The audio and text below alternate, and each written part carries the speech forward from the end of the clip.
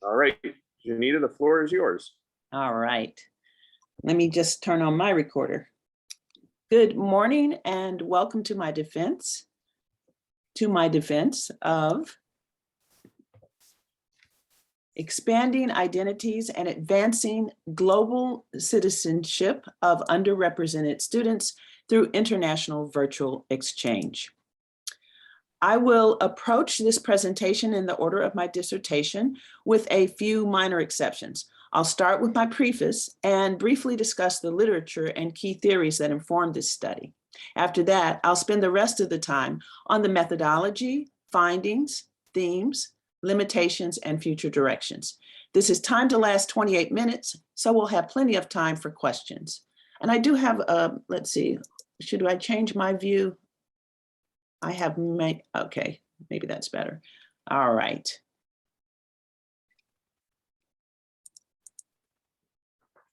Study preface and my positionality. In the 1960s, my mother, among the first wave of Black Ford Foundation scholars, and my father, a newly minted pediatrician, moved every year or two for internship and leadership opportunities just beginning to open up for African Americans. Among them was a chance for my father to serve as a captain at an Air Force Base hospital in Tachikawa, Japan, outside of Tokyo. It was here that I started kindergarten. And in this space, no one looked like me, but everyone shared a multicultural experience that uniquely merged Eastern and Western influences. Well, in January of 1969, I was uprooted from my world and my school in Japan and relocated mid-year, in fact, to an all-Black kindergarten and community in Southwest Atlanta, where I have returned to live with my father and from where I am presenting, in fact, this morning. Now, in this place, everyone looked like me, but no one shared my culture at the time, my identity, not even my accent.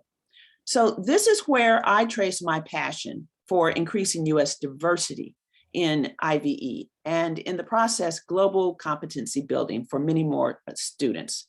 I see a wide open space for hyper-segregated youth from all types of backgrounds to expand their identities.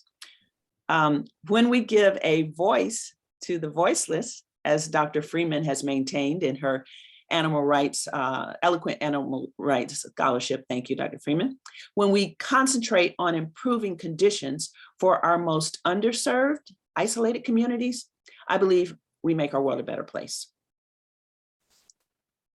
Literature. Educational experiences using technology to connect geographically separated groups of students, what many now call IVE, emerged shortly after the arrival of the internet and widespread use of personal computers in the late 19th. Basically. IVE scholarship can trace roots back to computer-mediated communications research. The earliest were mostly asynchronous, often chat rooms, email. A popular term at the time was ePals. AT&T had an ePals program. And this grew into what we know, what we began to know in the 2000s. This grew into what we now know as IVE in the 2000s, when synchronous exchanges became possible using Skype, WhatsApp, and other apps like that. So it has been used extensively, IVE has been used extensively by language departments and independent language programs like Babbel and Rosetta Stone. But programs also like COIL and CELIA have built viable cross-cultural exchanges that address critical thinking, conflict resolution, or simply just international experiences for students, multicultural social collaborations using the platform. Lastly, on the literature, while I have found no peer-reviewed studies looking at the experiences specifically of hyper-segregated students and or students of color in IVE, there is quite a bit of literature on African-American experiences and study abroad, and to a lesser degree, Latinx experiences and study abroad. Most of those studies have focused on why those two groups are so underrepresented in study abroad. Now, on to the key theories.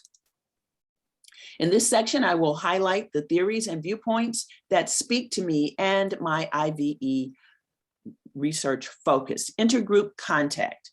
If certain conditions are met, intergroup contact can help reduce prejudice, Gordon Allport. Social cognitive theory, specifically Albert Bandura. Within this theory is a focus on self-efficacy, and it's from this that I inform my belief that underrepresented students through IVE students can come to see that global opportunities are an option for them too.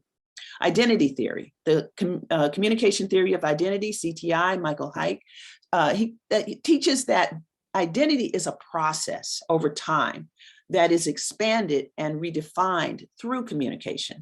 That informs my research. Dialogue. Since the Greeks, much has been said and written about dialogue, but for me, it's Paulo Freire, author of Pedagogy of the Oppressed, who has inspired me with his lessons on infusing equity and inclusion in dialogue exchanges. Last, I will go to eradicating hegemony in IVE. Research that looks at hegemony at all levels of society is key to me to advocating for better IVEs. Scholars influenced by Antonio Gramsci's prison writings, and again, he, more than Karl Marx, speaks to me on hegemony. The scholars who are in this thinking include Brazilian indigenous scholar Vanessa Andreotti, Paul Gorski, and Egyptian Maha Bailey. And my research questions very quickly. I don't have the big screen here. I'm not going to read them if it's okay. I believe you have seen my research questions. I have a smaller screen. I don't have the full large screen in front of me, but my two research questions deal with increasing diversity in study abroad, looking at these students, whether or not these exchange experiences change their identity. All right, now here I have, I do need to share the screen. I have a clip for you. I have one of 3 clips. Please indulge me a little bit. I'm trying to do something different here in presenting for you and learning how to be a good presenter. Okay, I do need to share screen. It says host, just thank you.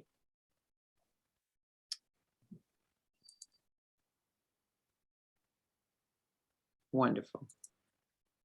All right.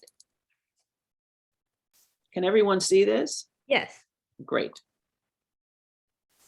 Overview of the methodology. And can you hear it? A mixed methods approach was used for the study.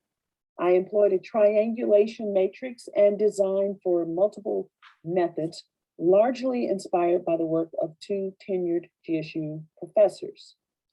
Pierre Junior Clark in secondary math education, and my qualitative research design in education professor, Jan Leo.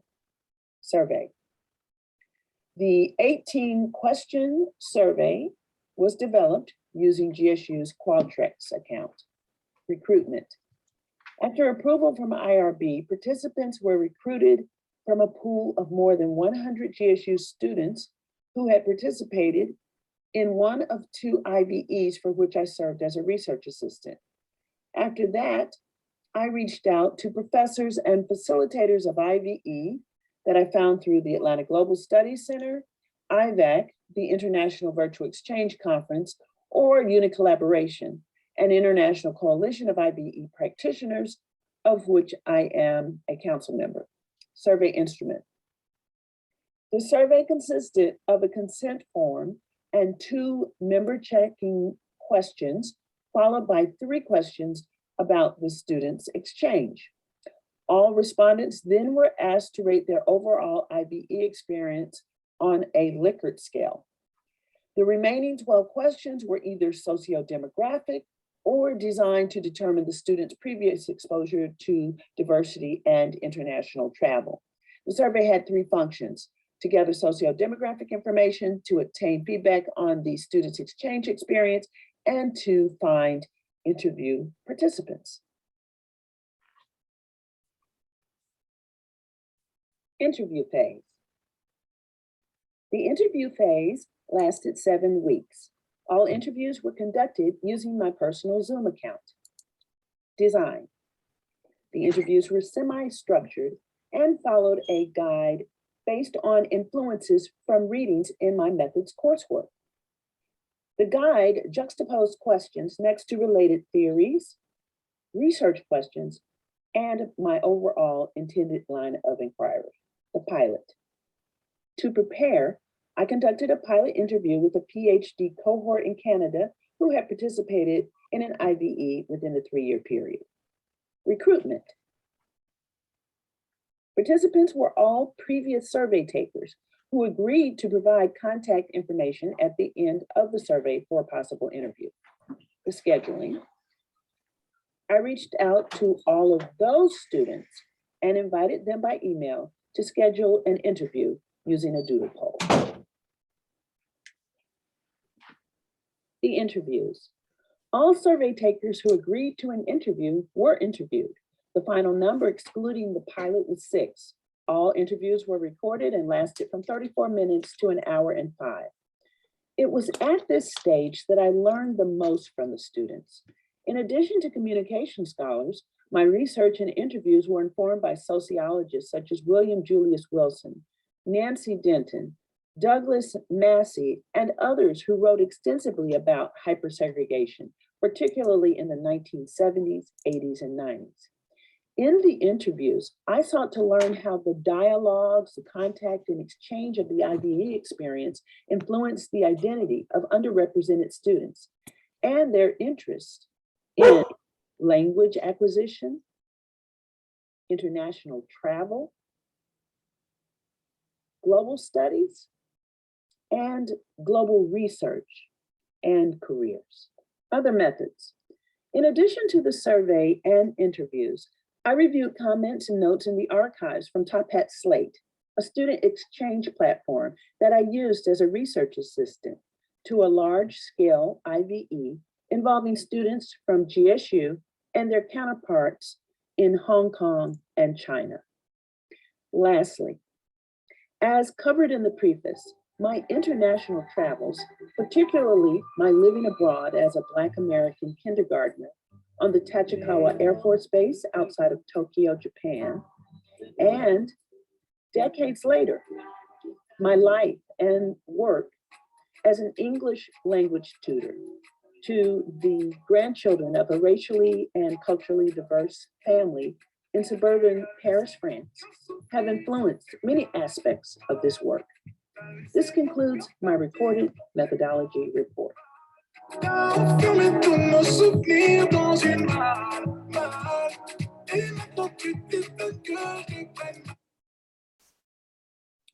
Okay. Moving on. So the survey stage lasted about 4 months. The entire interview phase, which did overlap with the last month of the survey phase, was about 3 months. I chose mixed methods because it allows us to use different lenses to see every aspect of inquiry in a way that I think a single method does not. All right, on to the findings.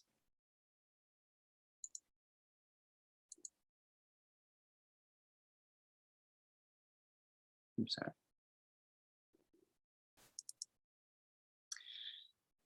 My survey findings report includes another clip. This will be just short one, a short 1-minute clip on the demographics of the 40 final participants. And then I will present a live review of the figures and tables covering questions around ethnicity, hypersegregation, parent, guardian, education, and IVE experience. So once again, if I have ability to, yeah, we'll go right to this very quickly. In this clip, I will provide demographic information on the survey participants. In addition to the one-person pilot survey, there were 43 respondents. Of that number, 40 indicated they had participated in an IVE within the last 3 academic years, and they moved on to complete the entire 18-question survey. Student classification. About 86% were juniors or seniors, and the balance sophomores. No freshmen participated in the survey. Age. The mean age was 24.6 years, the median 22, and the most common age was 20. I will add that the youngest participant was age 19, and 5 of the students were age 30 or older. Gender identity. About 2/3 of the participants said they were female, 27% identified as male, 3 said they were non-binary, and 1 preferred not to say. Area of study. There was a good representation of fields. The most common at 14 was education, followed by 9 students in arts and humanities. If we combine business and STEM students, they came in right behind education with 12. All right.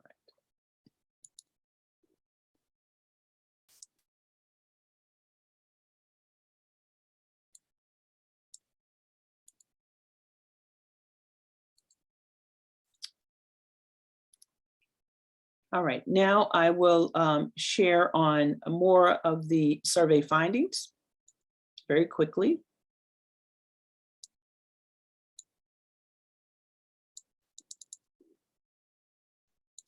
First, ethnicity. Half of the survey respondents identified as white, 15% each, approximately 15% each, Latinx and Black, 10% Asian. 1/3 said they grew up in hyper-segregated neighborhoods, basically 90% or more of the same racial and ethnic background. However, only, well, a smaller percentage, 20% said they actually lived in hyper-segregated communities or went to hyper-segregated schools as I defined in the study.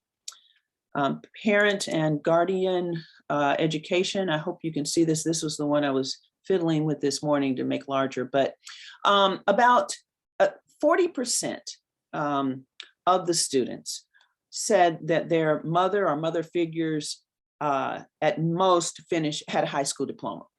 I think it was 30% and then 10% had the high school, had not finished high school, 30% finished. And then for the father figures, even more, 50% of the students' father figures or father either had not finished high school or just a high school diploma. In terms of travel experience, about half had traveled 2 or more times outside of the country. I do think we interviewed a significant percentage of students from immigrant backgrounds. Some of them in the interviews, a couple of students talked about traveling for that reason. 85%, however, had not studied abroad. And as far as their satisfaction with the IVE, a little more than half said they were at least satisfied or very satisfied with their IVEs. When there were issues, we can talk about that later, it was more around the technology. Almost everyone I interviewed liked the experience. Now, on to the interview. I have my one last clip here. Please indulge me. This is a little for fun to introduce my 6 participants, and then we'll talk about the findings there. All right, one more time. Okay, can I interrupt? Oh, yes. I don't know if it's my problem. I cannot see the screen very clearly. It's very blurry. Yes. Okay, now that's good. This is good. Oh, okay. Mm-hmm. All Oh, right. no, it's not. It's not good? Again? It might, Mine. are the others, is it Yeah, just little fuzzy? That's okay. It just changes one time. It will be clear and then again blurry. Going back and forth? Okay. Mine's okay. Yours okay? Okay.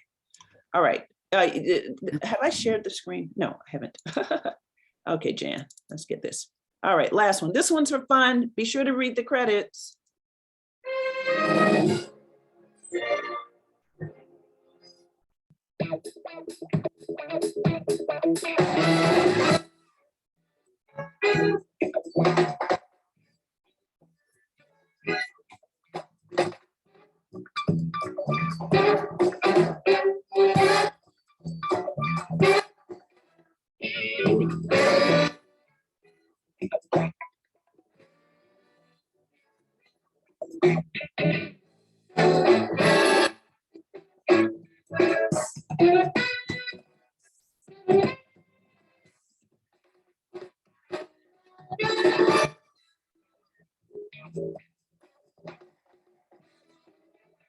Be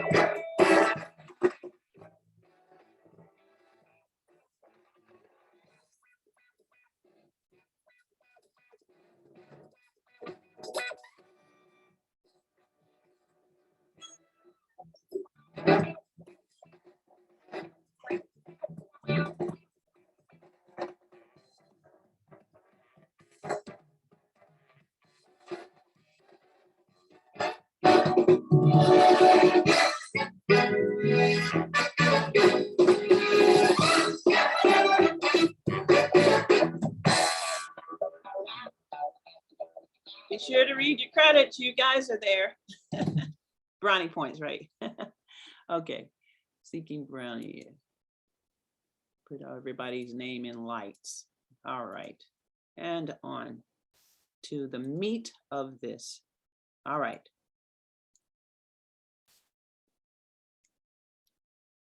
Very quickly on the socio-demographics, the 6 interviewees represented the larger sample in terms of diversity, hypersegregation, and other characteristics. I will say number 1 and number 6 had never traveled outside of the country, so that was a little bit larger percentage.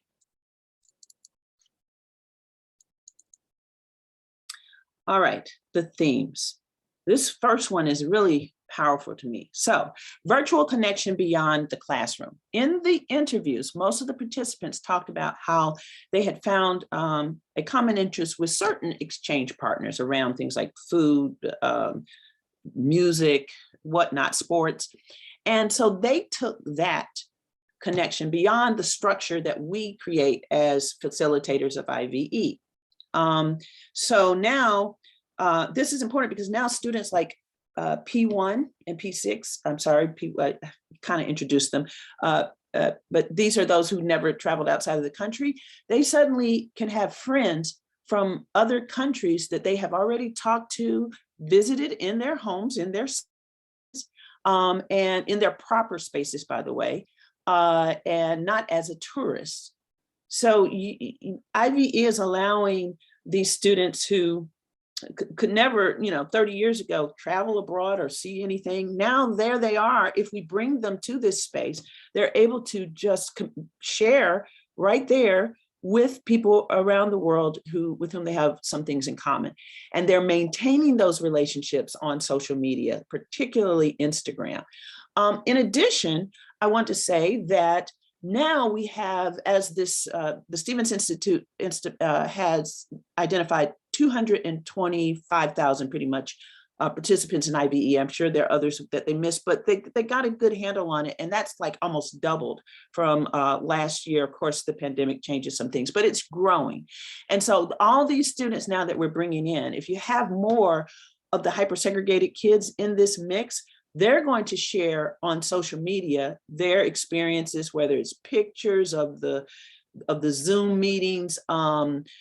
Oh, look, my friend from, my friend from France, my friend from China, my friend from India. Look, they have this new recipe. I mean, these students were telling me giving me recipes. I learned about Lufskin or something in China that's a real popular, weird tasting food from one of these students. So they're sharing all of this on social media and exposing their friends who are from under-resourced communities, hyper-segregated areas. Maybe even there's resources, but they're just segregated, and they're getting to they're pollinating that area with this. I see great potential with IVE in this way. Second, recategorization and intergroup bias reduction. The theme here was simple. They were just basically saying, look, we learned we were just students. They're all going through the same things I'm going through, So that's classic recategorization. You start to, again, change your identity and see not yourself as just American, but maybe as a student across this plane. Color matters. So yes, color does matter. Students of color are concerned about international travel. P4 and P6, I have these here, but they're probably hard to see. P4 and P6, Latino male and African-American male, 21 and 29 respectively. My Latino interviewee, he made it clear, I'm mestizo. Yes, I'm definitely the brown mestizo, Mexican-American background. And he talked about having worked for some Russian employers in a smaller business and getting excited about going to Russia. And they right away, the first thing was, well, you better just stay in Moscow, because you go out in some of those rural areas and the Gopniks, they don't like your kind. And I even said, well, you sure you weren't talking about just like American? And they were like, no, you know, that indigenous American thing, they know you're from somewhere else, and you know, it might not go well. They warned him to stay in the big city. That's a concern for students of color when they're traveling. They're hearing these stories. The African-American student talked about more, just in his case, he just grew up, he grew up in a very segregated, hyper segregated area, but high school was integrated because he went to a magnet school. And he just always felt it was just something that the white kids did, study abroad or travel with your family, or somebody's aunt and uncle had traveled, but not really for him. So he talked about that and his concerns as well about how he would be received. Lastly, one step closer to abroad. All but one of the interviewees said their IVE either made them want to go abroad or recommit to previous plans to go abroad. All of them. Maybe, you know, I obviously have to consider that the people who take the survey might be more, you know, interested and excited about that. I know about, you know, these variables and controlling things, but nevertheless, what I heard from them was that it was a good experience. However, one 19-year-old Filipina, P3, said the reverse, actually. She said she found a dimension in IVE that you don't have actually in abroad. And that relates to what I was saying earlier about the space, being able to connect in a different space. Okay, on to the limitations.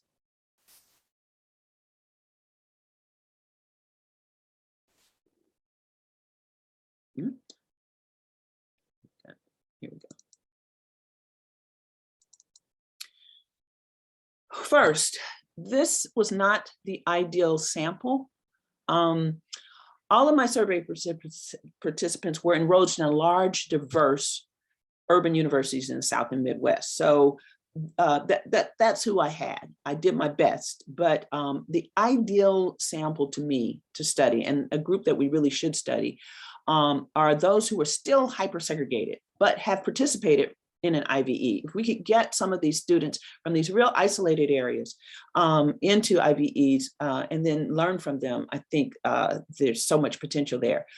Also, there's still very few students, just checking something. There's still very few IVE students alone. So consequently, it was just hard to find students who even qualified, and then they're busy. Study timing, speaking of busy, my survey was distributed in November, December of 2021, right before the holidays. And then again in January 2022, when the spring semester was starting. I think that affected my number of respondents. Half of my respondents declined an interview, even though I had 40 who were qualified to take the final survey. There were 3 who had realized they hadn't really done an IVE. But those 40 have declined the interview option. This may have been because I advertised the length of the time up front as an hour. I was estimating it. That might have deterred some people. Also, the timing issue I just mentioned, and then low compensation. You know, I'm a lot older than these students, and $10 to me seemed like a lot. I raised it to 20, but I'm learning that now compensation is 40 and 45. I got an invitation yesterday, $40 gift card. Future directions. And I will be finishing up. I've been studying some aspect of IVE now for almost 6 years, and I've not found any research looking specifically at the potential to use this platform to give more segregated, hyper-segregated, if you will, under-resourced US students specifically, and that it can be expanded and remodeled for other countries. I like to focus, very much focus on a certain group for studies. So there are none that have looked specifically at US students study how looking specifically at IVE and those students. As mentioned, I believe we can learn the most from those who are truly hyper-segregated and have never left their communities. High school students, if I could have captured a group of high school students in urban areas and in rural areas like Uvalde, Texas, and exurban Buffalo, New York come to mind as places where students might be able to expand their identities and see the world differently. I also think new research could explore the minority versus American identity shifts that occur for people like me when we travel abroad. So in the United States, there is this minority identity that it's not talked about, but it's still there's this lingering, oh, I'm inferior. Oh, I'm the descendant of slaves. Oh, they used to put us at the back of the bus and had us in separate schools and wouldn't let us into restaurants. So they were saying that we were inferior, and that lives with us today. It's passed on from generation to generation. As critical race theory points out, it dynamically affects the identity of, in my case, of African Americans today, our slave history and our Jim Crow history. But when we go abroad, we have to deal with the identity of the American. And some of that's bad. There are things they don't like about Americans, but then there are things that they do like about Americans. They are impressed. Oh, I mean, I know from my experience in my travels, questions about, so really, do people all have really big houses? Is everybody middle class there? Is it really, pretty much questions like that? And suddenly you're grappling with this completely different identity. I think that is good. It's not perfect, it's just good for growth, of human growth, to get out of this idea that you are just this minority, this inferior person, and to see yourself in another context. So in closing, I see great opportunity for IVE to be used to increase diversity and study abroad in global careers, opportunities, language acquisition, just to inspire students to learn a second language. There's so much opportunity here in going beyond just how it's used today. I think with funding and support, I could see teams going to urban and rural communities all over the country and setting up IVE experiences. So thank you. Thank you for your time, for your support over these years and this presentation opportunity. Great, thank you, Janita. So I'm gonna stop the recording and then we can jump into the Q&A. So Okay. 1 second.